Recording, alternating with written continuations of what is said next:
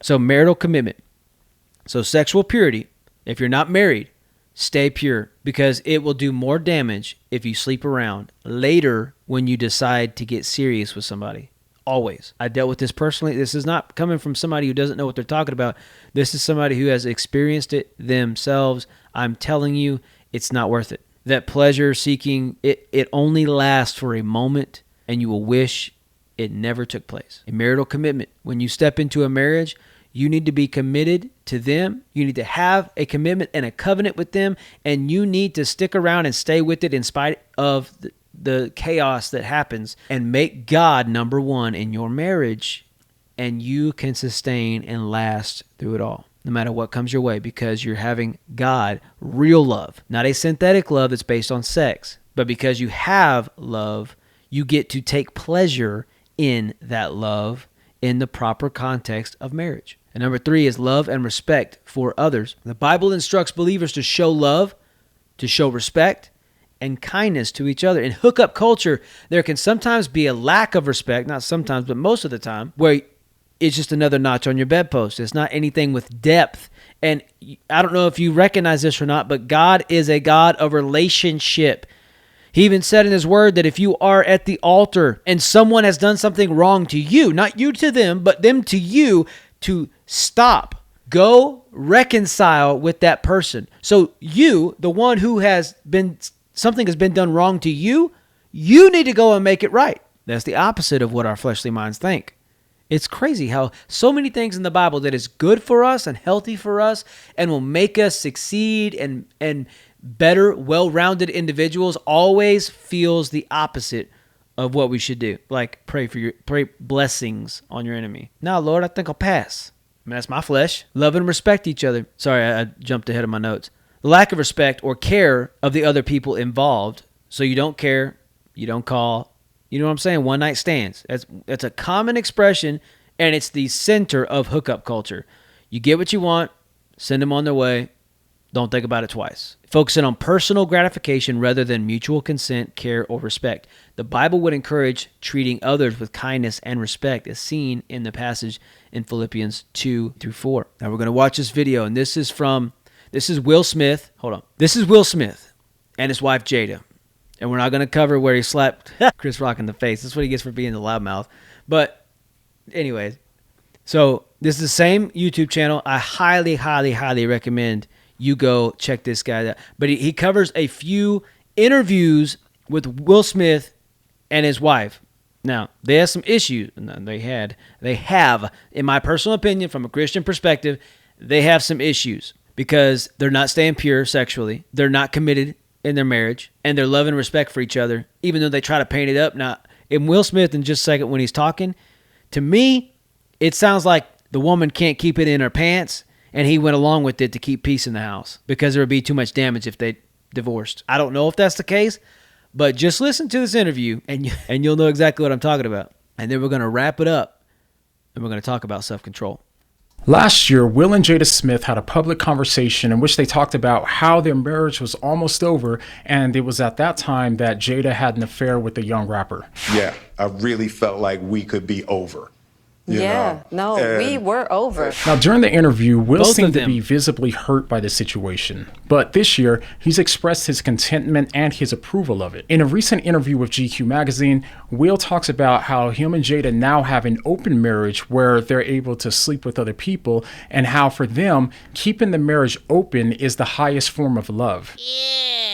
In this video, we're going to talk about what they claim the problem was in their marriage, how choosing an open marriage is supposed to solve that problem, how ironically I can relate to their problem, and why I came to a different solution than they did. Now, referring to their open marriage, Will said, "We have given each other trust and freedom with the belief that everybody has to find their own way, and marriage for us can't be a prison. And I don't suggest our road for anybody, but the experiences, that the freedoms that we've given one another, and the unconditional support, to me, is the highest definition of love." So what Will seems to be saying here is how they find their open marriage to be more loving since they've given each other permission to have sex with other people. Will has also been vocal about the fact that one of the key moments that led to their decision was when they came to realize that it wasn't their job to make the other person happy.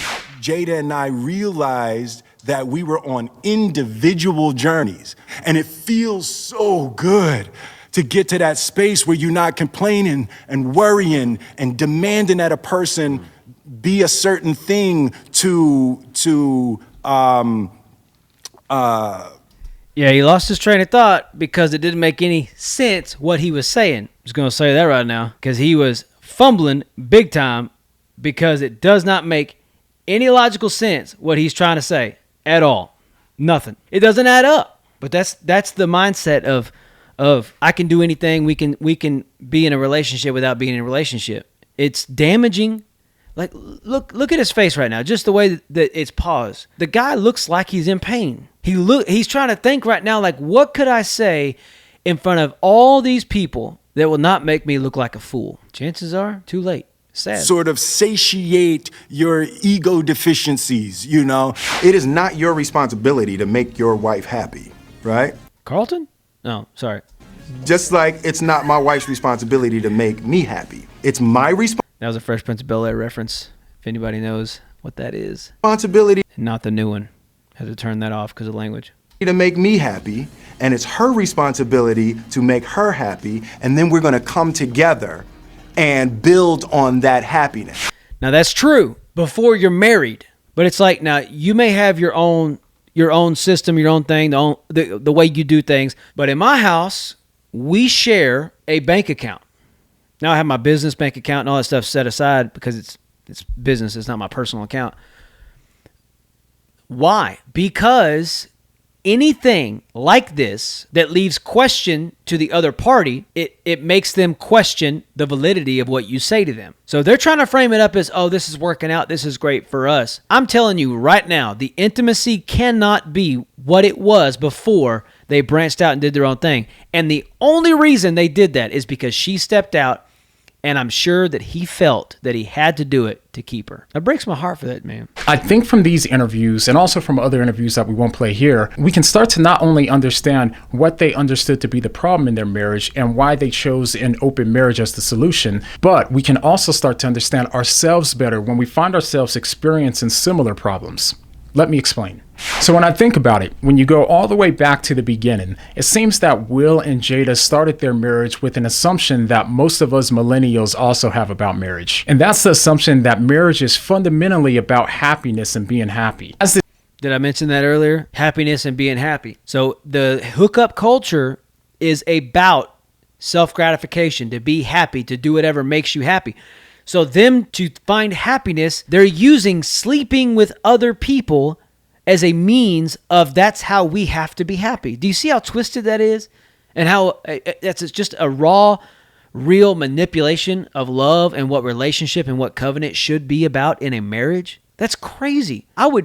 You wouldn't find my wife's body and the people she was with. I'm being honest. And I know she feels the same because she says it and she does this little evil laugh where she's like, yeah, they wouldn't find you. That's how she laughs in my head. This situation starts to get played out, it goes something like this. It starts when we begin to date someone and we realize that they make us happy. And because our happiness is so profound, we decide that we want to marry them in order to secure that feeling of happiness. Now, here's the thing. This is kind of what I did with my wife. I locked it down before she got smart. But this is the reason I feel this is what he's saying right here is so on point. Is this is the root of the problem of divorce. So we start off one way. We start off over here. We're great. Everything's good. We find somebody. We start dating them. We're happy. Everything's ooh la la, rainbows and butterflies. And then 10 years down the road, 20 years down the road, 30 years down the road, we're divorced. What I think the root of the problem is in that beginning, right before we start dating and we start talking to each other, we had in our minds, like he just said, that I need someone. Now, this is not everybody, but I think this is a big portion of the problem in our culture today is that we need someone to make us happy. You complete me. You ever heard that before? This is what I play this every time my wife walks in the room. You complete me, baby. That's how we feel. Like we get those butterflies, we get that head rush where it's like, oh, she's so beautiful. Oh man, I'm gonna lock that down quick. That's exactly what I thought. I'm locking this down. I got a word from the Lord, but also too, my flesh was like, I'm gonna lock this down quick before she gets too smart. She asked me all the time what happened. She went dumb and She went dumb and blind and stupid all in the same one. I said, baby, I don't know. God, the Spirit just moves in mysterious ways. I don't understand it either, but thank the Lord. And I think that's why God listens to her prayers so much now, because in the beginning, he listened to mine more than hers. And she had all the list of stuff she didn't want. And then God served me up of everything she didn't want, but kind of stuff more she needed later in life. And I prayed and fasted, and God listened to my prayer. And so now God feels bad because of what he's done to her. I broke this down for her the other day. And she was like, yeah, it sounds about right. I think that's accurate. But we think we have to have somebody to complete us. Like we get this in our heads, and this is not a younger generation thing. This is across the board, that in order for me to do something in my life, in order for me to be in a certain place in my life where I'm actually happy, where I feel fulfilled, where I am who I'm supposed to be, I just need that other part of the puzzle. And in reality, God should have been that piece of the puzzle. God should have been in that place of honor, in that place of us chasing after him, in that place of getting to know him and being intimate with him. And so then we get married. We are intimate with our spouse now, and it's fireworks, baby. It's go time. I've been waiting for this my whole life. This is what I was looking for. And then we end up just building another false sense of happiness in our life that we've done with so many other things, when really it was God that should have completed us. God should have been the one that we made a covenant with first. Now, I'm not saying you're getting married, you're not saved. That's not what I'm saying. But I'm saying I feel if you look at successful marriages years down the road, they didn't, not all the times. A lot of times we can make things work, but I feel that sometimes it could be more damaging than it is beneficial by not figuring out who we are before we get married. For instance, a scientific fact that men, and it may be every human altogether, but I know men for sure about the age of 25, give or take, is when our brains fully develop. So do I think we should be getting married before that? Honestly, I don't think we should be leading a church. I don't think we should be married. I don't think we should do anything but going and working a bum job to work our way through college or figuring out life or whatever to get out of mom and dad's house so that we can actually be meaningful adults and getting our lives with God together. So that when that person finally comes into our life to desire someone is good. Though him who finds a wife found a good thing, and yes, Lord. All these sayings that we have in biblical context of we're supposed to leave our, if you don't get married, Paul says that's a better option anyways. But a lot of the disciples were married. It's not a bad thing. It's a good thing to be able to enjoy life with somebody who is constantly in your life. But we end up adding this person into our life before we're actually ready to receive that. It's like when you get a job that you wasn't ready for and you run it into the ground. But if you would have waited 2, 3, 5 years down the road where you would have matured more. For instance, right now I have a company. I'm working like a dog in between all the stuff we're doing for church. And it's blowing up and being very successful. 10-year ago me would have ran it into the ground and would not have been able to handle it. I wasn't ripe. I wasn't mature enough. I don't think I was smart enough to be able to handle it then. And I started my company in 2012. But it took all this time for God to be able to kind of pull back the curtain to where I could see things and have vision for my company. I don't know where it's going. I know my wife is going to end up actually working for me. She's going to be my assistant. There's things in my life that I'm like, wow, if I would have had my hands on it 10 years ago, I would have destroyed it. My wife has asked me the same question, like, where were you? We've been married 8 years now, together 9. Where were you when I was in my early 20s? Because I was in my late 20s. She was in her mid 20s. I said, baby, I was getting refined. God had some things to buff out in me that I'm glad that I didn't take it out on her she wasn't a part of that process, because it would have been ugly. It would not have been pleasant for her. And it probably would have ended the same way the first marriage did, in divorce. That's just the facts, because I wasn't ready for it. So don't always rush to be in a relationship. If you're having issues with your covenant with God right now, you don't need another covenant in your life. That's like people that are having issues with their marriage. They think that having a baby is going to solve things. I've never heard somebody personally say that to me, but I've heard stories of people saying that, and I'm like, that's the dumbest thing. Yeah, we're stressed out. Let's add another layer of stress. That's like saying, hey, we're really broke right now. Let's go on vacation. It doesn't make any sense. You be an adult and you wait until you have everything paid off, or you wait until you don't have the pressure of all that, and then you can spend money how you want. But you've been a child with your finances, so you don't get to go on the vacations. You don't get to go buy the new cars. You don't get to do all the things you want to do because you've been acting like an idiot. We do this in our relationships all the time. And then we're like, oh, I just don't know why I'm so depressed, or why I'm full of anxiety, or I don't understand why I just feel so alone. Maybe it's because you're alone on purpose, and God is helping you to not be in relationships that would be damaging to your eternity. Think about it. I'm going to say one more thing. We'll go along with the video. I've ranted enough. Think about David. When the prophet Samuel came and he anointed David, first of all, David was not the first choice. Jesse had other boys and brought them all to the prophet and said, here's the best of the crop that I got. And the prophet knew that God had somebody else. And he said, don't you have another son? And he called in David, and the prophet said, this is the one. So he anointed him. And then David hopped on his white stallion, went into the city, took the crown, and he was king and lived happily ever after. Absolutely not. What he did was he had to go back out.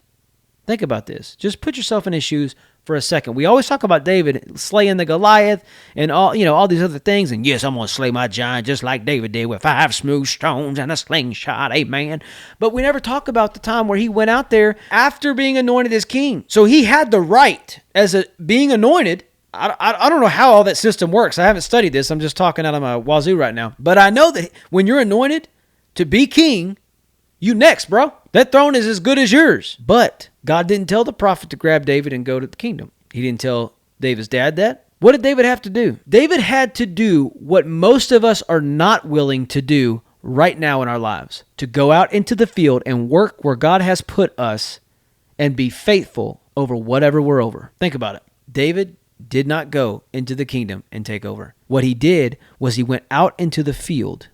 I call it, I've got a message coming from my church. I've done it once before somewhere else, but I feel it's needing to be preached again.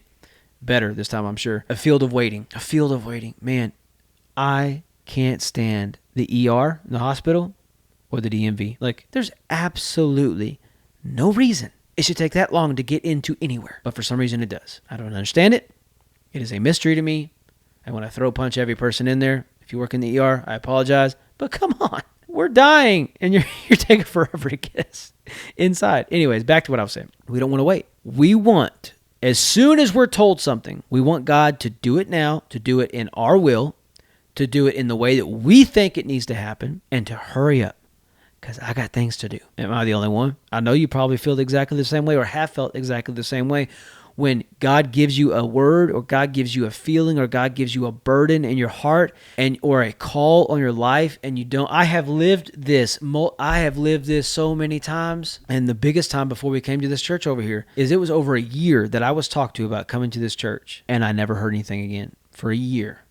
Me and my wife was like, I guess maybe the plans changed or whatever. Maybe they don't want us to come lead worship. Maybe they don't want us to come preach. Maybe, I wasn't going to push the issue because I have waited enough in my life on God to know that when God says something, if I try to push it, I'm going to end up messing it up. That I know that if I get impatient, I will mess it up. And some of you are single right now and you're getting impatient. And David went out to the field.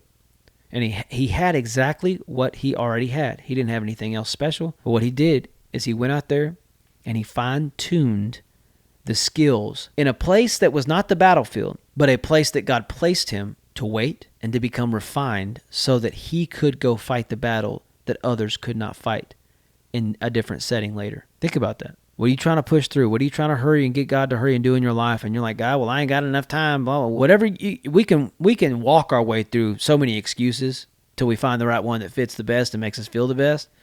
But sometimes you just need to shut up and let God do what he's trying to do. Because if your life is his and you have submitted yourself to him, shut up and let God do what only he can do. And a lot of times that looks like we're just sitting there waiting. But along the way, when we're waiting, we're fighting lions, we're fighting bears, we're defending, but preparing, being refined, and being taught and conditioned for the battles to come. I hope that encourages you. We're going to finish this video and then we'll wrap it up for today. Now, of course, we expect to have some tough times here and there, but overall, we expect to be pretty happy. So when we start our marriage off with the assumption that marriage is ultimately about happiness, then we go into the marriage with the expectation that by getting married, the other person has basically signed up to have an overall happy marriage with us. But as the marriage goes on, or else the fairy tale starts to fade and we find ourselves having more bad times than good. At first, we figure that it's probably just the season, but the bad times outweighing the good times starts to become the new norm. And that's the point where Will and Jada found themselves. And to some degree, they were fortunate to come to. Do you see how his face looks compared to her face? I don't like that woman. I don't know her, but I'm just saying, like, he looks like he is so unhappy, and she looks like, oh, finally, I can just do whatever I want. To that point, it's not my wife's responsibility to make me happy. They were fortunate because they started to come to grips with the fact that if they decided to wait for their spouse to make them happy, then they may be waiting forever. The more that they relied on each other. Which is true. That's what I was saying. Some of y'all out there single, you're thinking somebody's going to complete you and make your life better, when really you just need to focus on God, and God will align like he did with me and my wife. He will align someone else's path with yours, and you will end up being side by side. It's a beautiful thing if you let God just do it and you get your hands off of it. Other for their happiness, the more misery that they experience. But it's what they chose to do with that realization that's the interesting part. So after they came to the realization that it wasn't their job to make the other person happy, they started to come to the conclusion that it was their own job to make themselves happy. Yeah. It's my responsibility to make me happy, and it's her responsibility. This is what we call a face of defense. He's defending himself right now with the posture, the eyebrows, cocking his head sideways. I've seen that same face on Men in Black. To make her happy. But from that conclusion, the next natural question is, how are they supposed to make themselves happy? You can only get so far by talking to yourself and trying to make yourself happy. Yep. So it would seem that the spouse could come in to help. But they already decided that they weren't allowed to go to their spouse in order to find happiness. So since they couldn't go to each other to find happiness, they both separately decided to go outside of their marriage and cheat in order to make themselves happy. We decided that we were going to separate for a period of time, and you go figure out how to make yourself happy. Do you see how accusatory he is? And I'll figure out how to make myself happy. It appears at a certain point, they finally decided to give each other permission to sleep with other people, and that they wouldn't stand in the way of each other's happiness, even if that meant sleeping with other people. Now, when it comes to me personally, me and my wife were in a similar position a few years ago.